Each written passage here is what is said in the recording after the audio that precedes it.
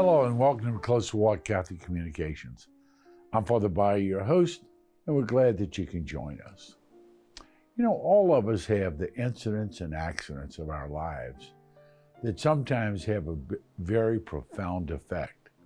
And once they've happened, we will never ever be the same again. Today, we're very happy to have someone whose life has been radically changed, and he's decided to tell the stories of people who've changed them and what effect they've had. Today we have with us Kevin Wells. Kevin, welcome to Closer Walk. Oh, it's great to be with you. Kevin is the author of the book, The Priest We Need to Save the Church. And it's a very inspiring book that talks about his uncle, Monsignor Thomas Wells, a priest of the Archdiocese of Washington, D.C., who tragically died at the hands of a murderer. But that event and Father Wells's presence in his life has led Kevin to understand the power of the priesthood and to look at people who are incredibly blessed by God, who exercise their priesthood with great grace and great courage. And now he's the author of a second book about the Venerable Aloysius Schwartz. Kevin, Aloysius Schwartz, how'd you find out about him? What led you down this path? Yeah, Father, that's the question, right? I didn't know who the guy was. He prayed not to be known. He didn't want you to know him, didn't want me to know him. But what he did after beginning to study his life, I believe as his biographer and one who studied his life, had never been done in the history of the church. But how it started is a married couple had read The Priest We Need to Save the Church, and they said, we know who it is. His name is Aloysius Schwartz, and we want you to write his biography. He needs to be known for these times. So they gave me some reading material, and I read, and I said, my goodness. So I studied the lives of the paragons, Newman, Bosco, Damien the Leper, to prepare for my former book. And I said, what I read about this Aloysius Schwartz, it's incomprehensible outside the finger of God. So I got in touch with Ignatius Press, and I said, when they learned about this Aloysius Schwartz, he said, you've got to write this biography. So I sat down and began to write this startling life. And now Aloysius Schwartz was a missionary priest who ended up serving, well, worldwide, but where was he from originally? Tell us about his life and how he became the person who lived this heroic life of rescue for children throughout the world. Yeah, Father, he could not have been born at a worse time. Born in 30, right when the Great Depression was sort of unfolding in America. Dad had a 5th grade education, trying to raise a big Catholic family with no money, bad job. And wrong side of the tracks in Washington, D.C. And, you know, saints are radicals, right? So as an 8-year-old boy, he began to think, I wonder if I can be a priest one day that can go to families like mine that are living in darkness, that don't always have food on the table, that sees people in the alleyways that are sort of just been thrown out of their homes. So I wanted to be a Major League Baseball player, but I knew in high school my talent level didn't match that. So it just sort of faded with time. Father Al, as an 8-year-old, had a goal to be a missionary priest, and it just exploded. So he, that's where it all started, as a little boy who wanted to be a holy priest. All right, so he grows up, he's ordained a priest for the Archdiocese of Washington? No, this is where it gets interesting. So he wanted to go to the worst places, so he became a Maryknoll missionary. And but during formation, he said, it's too comfortable. And an idea came into his head. I kind of have an idea. I want to be like Jesus, the starved man on the cross, the poor man of Nazareth, who had nowhere to lay his head. So he said, I want something more austere and raw for my priesthood. So he left the Maryknollers, the first American in the history of formation with the Maryknollers to leave them. And he found an order in Belgium who would be poor priests living among the poor and living poor. So in 1957, When he was ordained as a 28-year-old, he raised his hand and he asked his rector, what's the worst place in the world? And his rector said, what are you talking about? I want to go to the worst place. And at that time, it was post-war Korea. So he ended up on the Feast of the Immaculate Conception in 57 in South Korea in a town called Busan, looking into a dystopian novel. It was Dickens. There was lepers on the streets, rubbing their limbs off people to steal their money. Thousands and thousands living on mountains, the tubercular, where they were left to die. Unwed mothers who were impregnated by America's servicemen, living under bridges. Orphans everywhere being uncared for because they were the babies of these women. And he said, Mary, he consecrated his life to Mary. I asked for violence. I asked for this life, and it embraces me. Thank you. And he got to work. Wow. You know, as I'm listening to it, and you're not aware of this, but I have a history with Mother Teresa. I worked 7 summers with her in Calcutta, ended up giving her the last rites, and, you know, had a wonderful story. And I, as a priest, and I'm telling it on myself right now, because I would go there, and, you know, the rectory where I stayed with the priest, I had a door on my room, you know, and I slept on a board, you know, and I didn't have hot water, but I felt very lucky because I had a door in my room, you know, and I wasn't living in the streets. And it was what I tell people, it was the worst, best experience that I've ever had. And, you know, and in the sense that I felt the grace of God all around me, but I just longed to have a good shower and a good bath and be clean, you know. And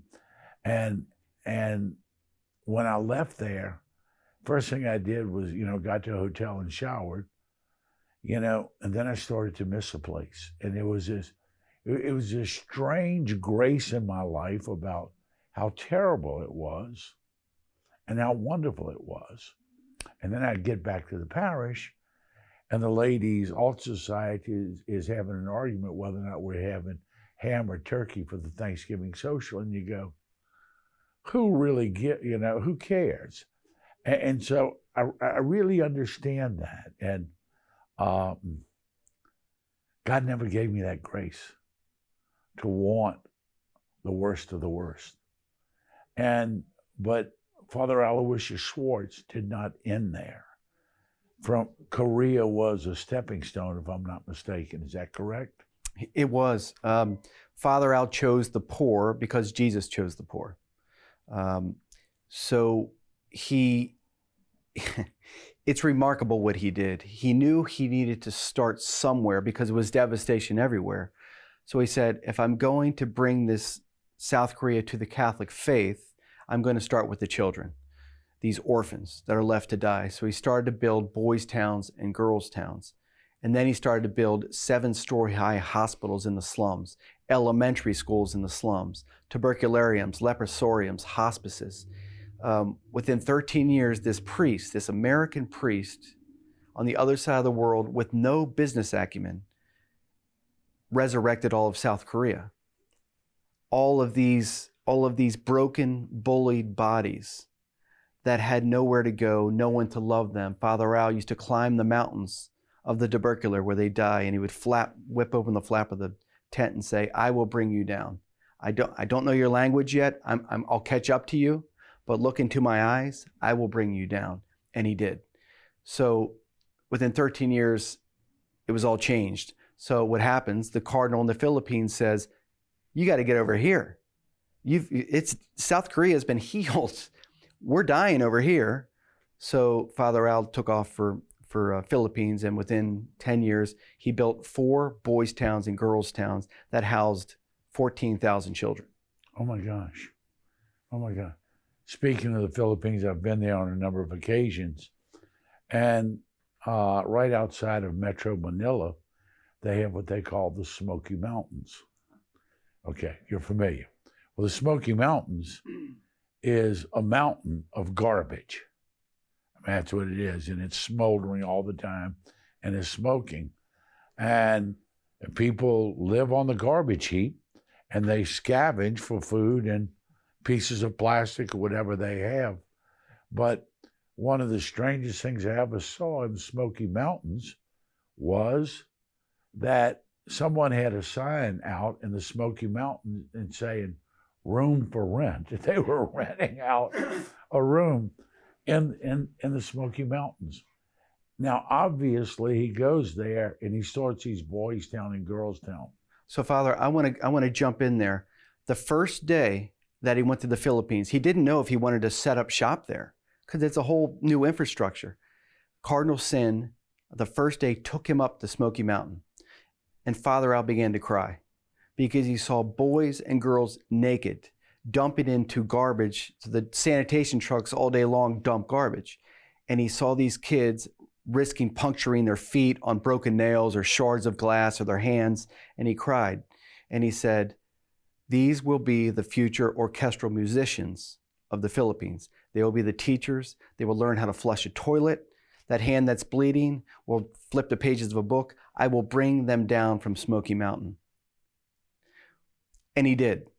Professional athletes from the Philippines that lived on Smoky Mountain, nuns and priests that lived on Smoky Mountain, engineers, architects, teachers. He began to rebuild the Philippines because not only did he see what was going on in Smoky Mountain, but he brought them down. Now, obviously, you start Boys Town and Girls Town, you have 14,000 children. You don't do it alone. Who did Father Al engage? Father, perfect question. He knew that these bullied, battered kids needed to be mothered back to health. So he started an order of nuns. He consecrated his life to Mary, so the Sisters of Mary. So these nuns, they were his wingmen. They were the ones that would sort of get up at 5 a.m, make their holy hour, and the moment the child woke up from Boys Town to Girls Town, they had a mother. More so than a sister, they had a mother there. Hey, time for cornflakes. Hey, how'd you sleep last night? We got to pray. So these kids, even to this day, January 2022, there's 402 Sisters of Mary, and there's over 21,000 children that are being cared for by these Sisters of Mary. Wow. And he was able to build the facilities, get the facilities, start the order of religious sisters. And they're called the Sisters of Mary. Yes. Interestingly, you don't know this, but I have religious sisters working in my parish, and they're the Daughters of Mary out of the Philippines. And I didn't realize there was such a group. And what's amazing to me is how someone goes, and it amazes me that an Albanian by the name of Mother Teresa went and took over the heart and the mind of a country like she did in Calcutta. And it's amazing how whatever gifts God has given this man opens doors. You don't build a 7-story, hospital with stuff you picked up off the streets. He's touched people's lives. He's made a difference. And he's affected the lives of the poorest of the poor. We can talk more about that when we come back. Stay with us. We'll be back. Hi, I'm Father Jeff Payet from Closer Walk Catholic Communications. Thank you for being here today, and a special thanks for the support that you give us. First of all, your prayerful support we so desperately need, and also your financial support. We are donor-driven, and that is what keeps us on the air today. As you well know, the truth is in great demand and in very short supply, and mainstream media is not going to bring you the truth of the Gospels of our Lord Jesus Christ because that's not socially acceptable and it's not politically correct. Certainly we all realize that when this life journey's over, we don't stand before the Supreme Court, we stand before the throne of God. Therefore, with great clarity and great charity, to pronounce the truth of the gospel is important. Your prayers, your financial support enables us to do that. So we thank you, and may God bring you closer in your walk with the Lord each day. God bless you. Hello, and welcome back to Closer Walk Catholic Communications. I'm Father Payet, your host. We're glad that you returned, And of course, today we're here with Kevin Wells. And Kevin is the author of several books, The Priest We Need to Save the Church, and then the book about the venerable Aloysius Schwartz, a book and a life that I'm completely unfamiliar with. So to be very honest with you, I'm watching and listening along with you. And Kevin, this extraordinary man, Father Aloysius Schwartz, originally from the poorest side of town in D.C., who's now left, and we've talked about his presence in Korea and the Philippines, and he's not through yet, huh? No, he, Father, I'll mention before we get into the next part of his journey, you mentioned you worked with Mother Teresa. Yeah. So Mother Teresa and Father Al esteemed each other's work from afar. And I often thought that if Malcolm Muggeridge never sort of came across as Mother Teresa, she would be unknown. Exactly. Because she was a grinder. She was in the trench, just like Father Al. But at one of their encounters, Father Al and Mother met each other, and this shows you the boldness of Father Al. Father Al said, "Mother, I want to buy you washing machines." Mother looked up, and Father, you knew Mother, how she would react to that. She would squint, and what are you so squinted up at Father Al, and he said, "Mother, everybody already knows that your sisters are humble. They shouldn't be in the streets washing their saris. They should be out there working." How bold. How bold. But he got away with it because Mother Teresa respected that he was tireless. He had become a slave to Mary into going to the worst of the worst. He got into the leper's sores and dug out the disease, just like Mother. So they loved each other ferociously, these two. So to answer your question, Father Al is important, I believe, strongly. The book I wrote is called Priest and Beggar, The Heroic Life of Venerable Aloysius Schwartz. He's very important for today. He should still be around. He was around when Michael Jordan was halfway through his basketball career. In 1989, this priest who ran 8 or 9 miles every day, he ran marathons. He was an athlete. He was in shape. Nothing could stop him. Everything he did seemed to just go to the poor, help the poor. He was resurrecting dead bodies. He contracted ALS at the age of 59. The only thing that could stop him was ALS. So, Father, I don't know about you, but I'm going to speak for myself. If I get Lou Gehrig's disease, I'm taking my foot off the pedal. I'm going to get things right with my family, But what does Father Al do? Because he consecrated his life to Mary, he said, "Mary, what do you think?" And Mary, in his prayer, "Al, I'm losing my Juan Diegos in Mexico. They're leaving the faith. Will you come to Mexico? Will you set up shop in Mexico?" He's like, I'm on the other side of the world. I'm in the Philippines. I'm in Korea. My clothes don't fit anymore. I use a cane. I don't have much in the tank. But Mary, you call, so I go. So he knew he was going to disappear in Mexico. He was going to die in Mexico. So he brought some sisters over there, and he said, it's time to build. So he would go onto these construction sites in a wheelchair. He couldn't lift his head. His head would just drop. A sister would lift it up like this. And Father Al would tell the contractors to speed it up. Father Al, who couldn't move from his wheelchair, who couldn't speak at this point, who couldn't clean himself, who couldn't do anything, he said, finally, Jesus, I asked to be the starved man on the cross on the other side. Finally, I've become you in a certain way. I am helpless as you were on the cross. I'm nailed to the wheelchair as you were nailed to the cross. I'm suffocating because I can't breathe well as you suffocated. Jesus, you gave me the violence that I asked for. Thank you. Before he died, that 7-story high girls' town in Chalco, Mexico was built. Today, 3,300 girls are there. 2,100 bowls of cornflakes throughout the world were poured this morning because of Father Al and these Sisters of Mary at 15 different boys' towns and girls' towns throughout the world. And then a boys' town was built in Guadalajara after he died because, one reason, the Sisters of Mary saw the boldness, the Mother Teresa-like work, and they said, this must go on. So they picked up the baton and they opened up boys' towns and girls' towns in Brazil, Guatemala, Tanzania, Honduras. So 7 different countries. Just 3 weeks ago in Tanzania, they opened up a new facility. but they want to build a boys' town over there now.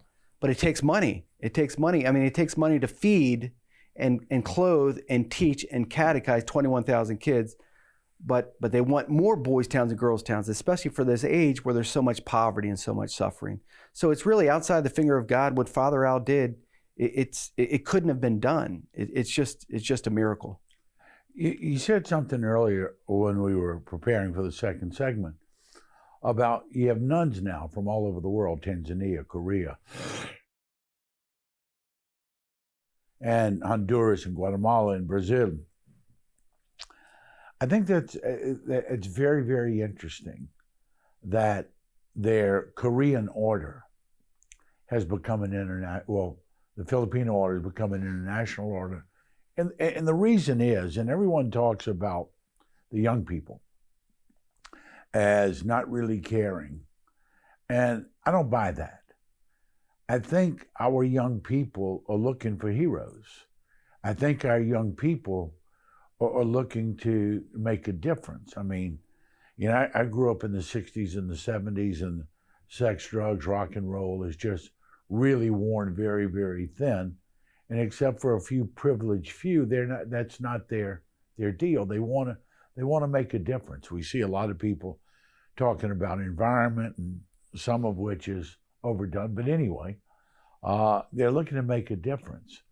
And I think the Sisters of Mary's secret is they're making a difference. They're not liberated sisters who are worried about, masculine and feminine pronouns. They're people who are out there in the trenches. I say that, but because in the shelter that I have for juvenile victims of human trafficking, I have 2 from the Philippines, 1 from Nigeria, 1 from Madagascar, and 1 from India. And they've been in this country for over 50 years doing elder care. And now, after 53 years, for the first time, they're opening up a novitiate. Because young women are seeing them and seeing them make a difference in the lives of children who've been trafficked. And I would imagine this group of sisters is very, very similar, that they don't just walk as someone who dresses differently, they walk as heroes in the midst. Well, that's it. Father, there's a reason that millions of teenagers and college-age kids are watching Marvel movies now. Thor, Superman, Wonder Woman, Iron Man, because they're drawn to heroes. What they don't, maybe unwittingly don't know, is they want true heroes like Mother Teresa, Father Al, and your work and the sisters' work. So these Sisters of Mary, they understand that what heroism entitles. Father Al said, the way we serve is to wear a constant crown of thorns. We can only do the work to raise these Lazaruses from the tomb if we suffer. So we pray 3 hours every day because we are not social justice workers. We can't do the work of saving until first God builds it into us. So it's heroic. They pray, they work, and they grind. They're in the trench to raise. You know what they are, Father? When these kids come in as battered souls, trafficked, pimped out in neighborhoods, MS-13 beating them with clubs, when they come in, these sisters say, you have gone through too much. This blue whale-sized cross, I own it now. You must live now, and I must die. I will serve you. Almost like a mother greets a son returning from the war. So I would encourage your listener, your viewer, I should say, worldvillages.org, worldvillages.org. I didn't know anything about them. When I studied his life down in Mexico at Chalco, and I found out about this group of sisters and these kids that I believe, and I'm going to say this, I believe that they're some of the greatest Catholic missionaries in the world, because they're graduating as 18, 19-year-olds, and they're going into paganized universities, workplaces, rural villages as bright hallelujahs of Catholic hope. They are catechizing the poorest places in the world, universities. They are authentic Catholics, and they are fearless. They're fearless because they were taught about Father Al, and they see the fearlessness in the sisters. So I would encourage you, worldvillages.org, if you'd like to please help these sisters. 21,000 bowls of cornflakes, it demands some tithing, some money. Well, it does, and I'd like to pick up on that, Kevin, because as you know, and I visited in Guatemala a guy who had a place called Mi Casa, and he had like 700 kids in his care. And the deal was, I said, why didn't you do that in Long Island where you're from? And he said, because you can't do it in the United States. It's not legal. You know, and they can put 6 or 8 kids in a room together, and the kids are so pleased that they have a bed or a mattress or a roof, where, you know, we deal with all of the regulatory stuff here. But even here, we're donor driven. We can't do it because we don't qualify for federal monies because we don't adhere to their definition of women's health care and that sort of thing. So as Kevin has told us about this worldvillages.org, this is real. This is a real deal. And I think, and Father Chuck, who works with me, says this all the time, that any child who spends time with the sisters will be changed. Their lives will be changed. And our American kids don't say, oh, thank you so much, you're the best thing that's ever happened. You know, they haven't been through what these kids have been through. But what the work they do is heroic. And the money they need to do it is a pittance compared to what we spend on insignificant stuff. And I try to get people, give $20 a month. You know, you spend that at the gas station on stupid stuff after you filled up at your car. Something like $20 a month to worldvillages.org, that would be incredible. You know, you get 1,000 people to do that. It changes lives. And where they are, they're able to catechize and do that because they're not supported by their governments. Kevin, it's an incredible story. It's one that I can only imagine. I know the horrors that we have here and with human trafficking, but it's nice to meet a kindred spirit who promotes the work of these wonderful sisters. Thank you, Father. Kevin, thank you for being with us, and I hope God's going to continue to put on your heart more people to inform us about. Thank you for being with us. May each day bring you closer in your walk with the Lord. God bless you.